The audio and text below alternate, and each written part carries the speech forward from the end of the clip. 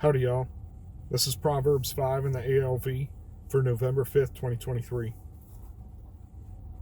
My son, attend to my wisdom, incline your ear to my understanding, that you may preserve discretion, that your lips may keep knowledge. For the lips of a strange woman drip honey, and smoother than oil is the roof of her mouth. And in the end, she is as bitter as wormwood, sharp as a sword with mouths. Her feet go down to death, her steps take hold of Sheol, so that she does not find the level path of life. Her ways are unstable, she does not know. And now, sons, hearken to me, and depart not from the words of my mouth. Remove your way far from her, and come not near the door of her house, lest you give your honor to others, and your years to the cruel, lest strangers be filled with your strength, and your labors be in the house of an alien.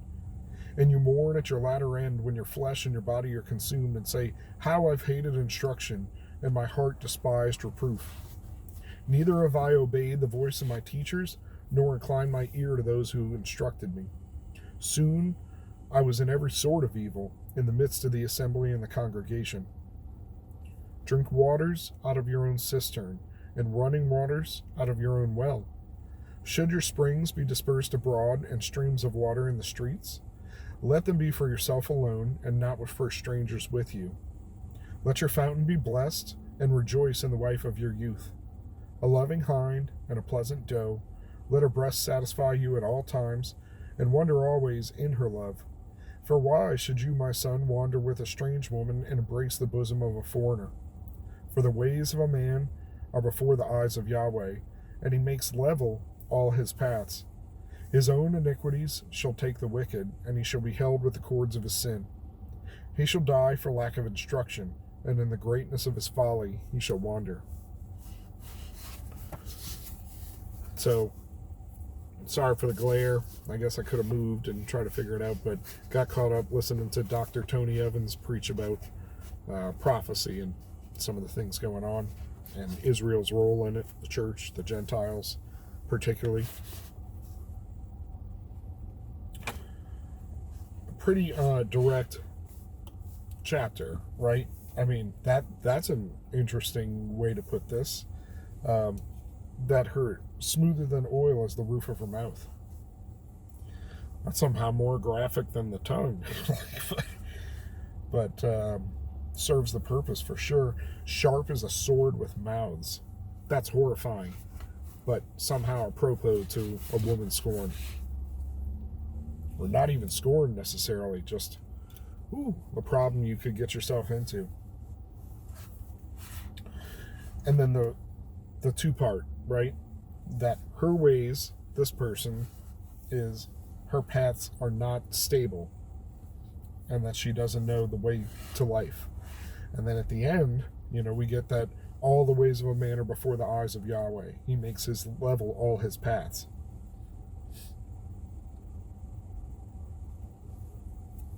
And that we will be held with the cords of our sin. A reflection on earlier, like, if you go down this path, if you do this, if you waste,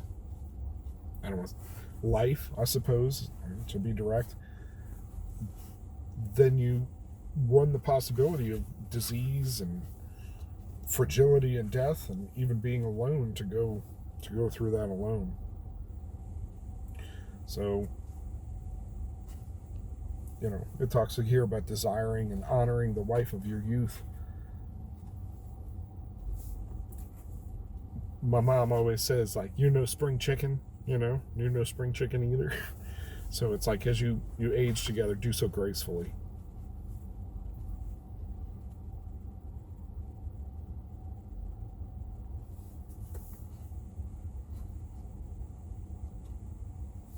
Sorry, just looking to see if I see anything else that struck me as far as like a different way of putting it, like those other ones.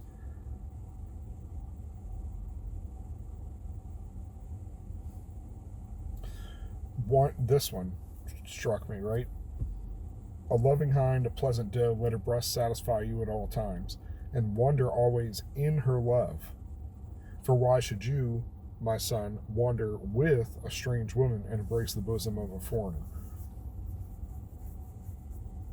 it's an interesting way of putting that, right? And not wonder with her in life, but wonder in her love implied, you're in each other's life, versus the other way. It seems like that's putting it more of like doing life, walking through life with a different person. Does that make sense? Qualitatively different in the way that they rendered that. It's extremely hard trying to sort out raising kids, especially in this environment, cultural environment, because it's like you want them to be responsible and understand and know, but you don't want to tell them too much too early, because you don't need to expose them to those things that don't concern them yet. But it's all around our culture, younger and younger, about sexuality, sex, gender, all these things. And it's like kids will naturally get to the curious point, right? But they also, when they're young, they get embarrassed, right? It gives them weird feelings to talk about that. So I don't want to push any of them into that. But it's interesting because I can at least refer to this. Sometimes they sit with me while I read, and particularly the oldest. So they're hearing me list out the qualities of a good man, a good relationship, a good woman to select for your relationship, to have kids and to go forward and glorify the Lord. And we can talk about those qualities outside of looks, attractiveness, things like that. But then it's hard to talk about maintaining purity and perspective for that without talking about those other things. So, it's always fun stuff. And I'm grateful that we have some other parents with kids our age walking through similar situations that we can talk back and forth about.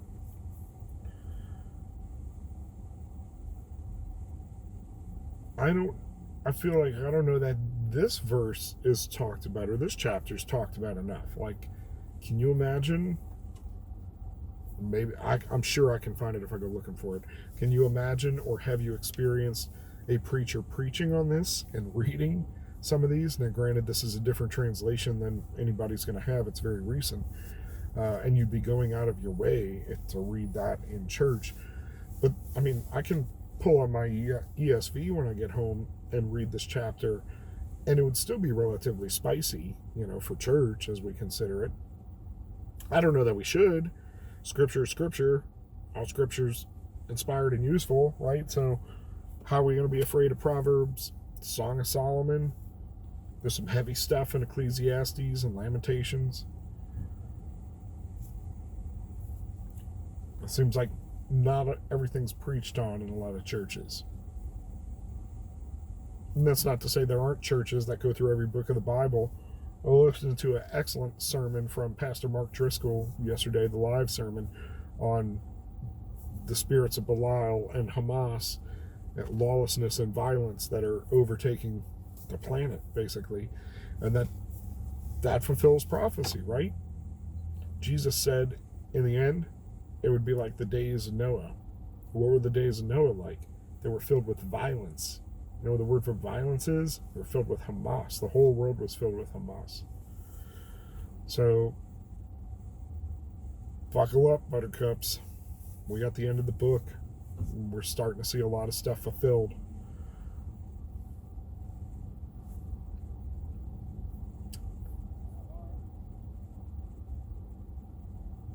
I'm just watching somebody get squished.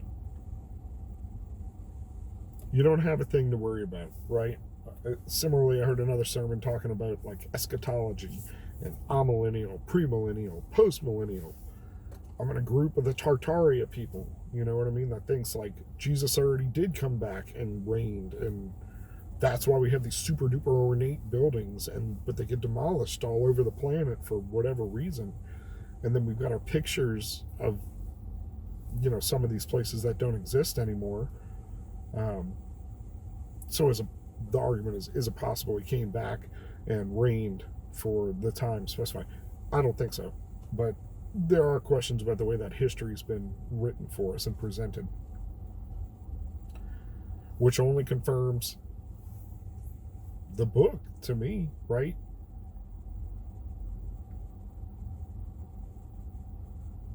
I feel like I should stop talking. I want to go way off topic because speaking of Noah, right? Whole world flooded. How in the world did that happen? That's ludicrous. Well, unless you're into science and you know what the Younger Dryas event is, with tsunamis that kind of covered the planet, reformed continents. So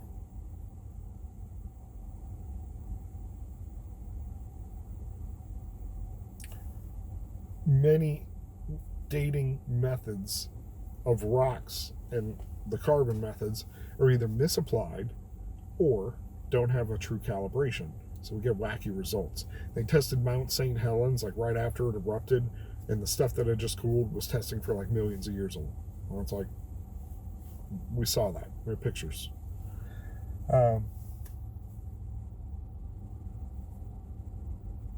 So it's just like, how could these things happen? Well, if you're in Göbekli Tepe, or if you're in science, Göbekli Tepe, they're finding more and more and more of these installations. That's like the temple, and it's got all the stuff recorded in stone, essentially. But they have settlements around it. This is in Turkey. You know what else is in Turkey? Supposedly the Ark, where the Ark landed. And then Noah and his family started again. That's crazy pants. You know what? I'm not recalling the name. I'm not going to be able to speak it anyway. I'll have to find it. There's a village. You know what it's called? Village of 8. Almost like 8 people got off a boat when they were the only people to start rebuilding in that area.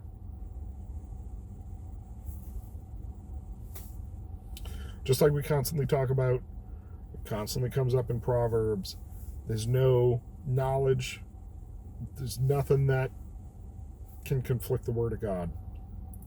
Our understanding may not be there. We may not be able to catch it yet, understand it. Our dating methods might be off. Our physics might be off. Our calculations. But it can work. There's also another thing. I heard a great argument, and I'll share it here. I think I need to do a short for it too. But God created Adam, right? So on the 6th day, there was Adam. And on the 7th day, God rested. Was Adam a baby? Or was he a man? So does that mean Adam, a man, was 1 day old on the 7th day? Implying God can create things fully formed. Fully formed, or with the appearance of age, or accelerated aging, however we might think to look at it. For me, I constantly go to a video game analogy. It works, for me, at least loosely, for how the Trinity works, how the human spirit works, how reality works for us, right? If you're a level designer and you go in and you design a level and graphics, you design it as is. I wish somebody would at me on this channel about like, well, I'm actually in these simulations. Yes, please, let's talk about that, please, But for most games, you are building a universe and then flipping the switch and letting it go, right? So at any point, cosmologically speaking, the most atheist physicist out there needs one miracle to start the whole cosmic party. Just give them the Big Bang, and we're off to the races.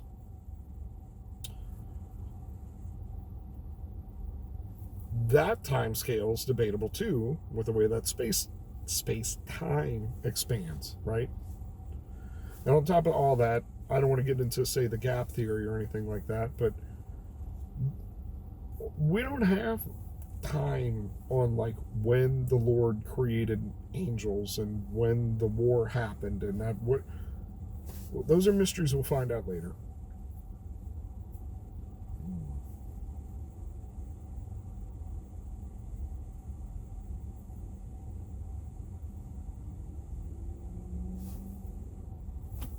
I can keep hitting the tangents, but I am supposed to be going in the store to get some things for dinner before I run off to work. And oopsie. But I would rather be doing it in the nice sunset, speaking to everybody, versus squinting at a light, somewhere where I park. What can I say? I asked for prayer in house church today. Well, just for our family in general. And overall, like for instance, this channel, I would be lying if I say I pray before every video. I should be. I try to. But sometimes it's just a matter of getting the camera going and getting it done, especially, everybody that watches this ever has seen how beat down I get. Last night, I drove through the time warp. So 1 minute, it was 2, and then the next minute it was 1, and then I still had to drive till 3 because that's how long I was supposed to. So I got home at essentially 4 and then had to shower. So I didn't want to figure out what I was going to look like tonight, trying to hold myself awake. I am drinking the rest of my coffee, but in particular this channel, right? So I hope I'm not deceiving myself, and this is for my own vanity. I felt like I talked about in this video last time or time before about being led by the Spirit, just trying to hear what I need to hear and do accordingly. And this was what I heard. So I'm going to complete this year, hell or high water. I realize I'm a month behind on daily verses. I don't know what YouTube will do if I just start uploading them. I don't want it to mark me as spam. But I don't want to skip all the ones that I've recorded to do like yesterday's, right? Or today. In fact, I'm going to do today's, I think. I can't keep track anymore. So beyond that, I've been doing this YouTube Academy that a friend lent me access to. And at this point, I don't know. I'm trying to spend more time in prayer and listening and to be in agreement with my wife. And that's what I asked House Church too, not particular for our prayer time, but speaking to House Church shepherd, friend after that, then I got to figure out how serious I'm getting, right? I need to be more time in editing, some time in editing, get a studio space kind of set up, the things that I know I need to do. However, I'm supposed to be completing my permaculture design certificate, and since I'm on my own reconnaissance for that, I'm not doing it, right? So it's not just like being disciplined. And then I'm in this men's group trying to talk to them, and it's like, oh, get a bench. I can't. I don't have space in my house. I'd have to freeze my butt off on the driveway. And then it's like, oh, we'll do Planet Fitness. It's like, oh, well, I left the facility at 3 last night, so I guess I could have woke up under the bright lights, hopefully, to do some weightlifting for 30 minutes to an hour and then head home. But like this morning, right? It's the Lord's Day. It was gathering time. So even though my wife let me sleep to the last possible minute, the kids were doing their thing, going wild, everybody going ham. So, 3 hours? 4, I think? What am I going to do? Shave an hour off that to get up and get a workout in? But similarly, before physical workout, that's a time that I should be having quiet time. I think it's weird. It's universally agreed that it's like, start your day with that. It's like, I end my day. I'm thankful that my dad got me a book to end my day with. But it's like, some people are meant to be third shifters. Keep the night watch. I don't know what else to say, right? Be grateful for each other. I'm grateful that somebody's up in the morning making the donuts and frying the bacon, and I hope that they're grateful that I'm out there doing their DoorDash and stuff all night when they're trying to chill. Or, in the case of guarding, keeping people safe while you sleep. And shout out to any first responders, Look at my dad for years and years.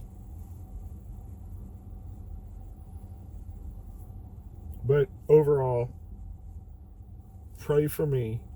Pray for me in context of this channel. If it was a year-long project and I was able to put up some kind of reading and insight for people, great. If there's more that I'm supposed to be doing, great. Like Samuel, right? Servants listening, Lord. I just don't want to do it for my own vanity or under my own power, because I think this is the thing to do. It's the next step. I want the Lord to show me my next step. And that goes, there's like onion levels to that. But that, I hope you got in church today. If not, find a gathering. Be part of a group of believers. Do life with them. And go with God. Be blessed.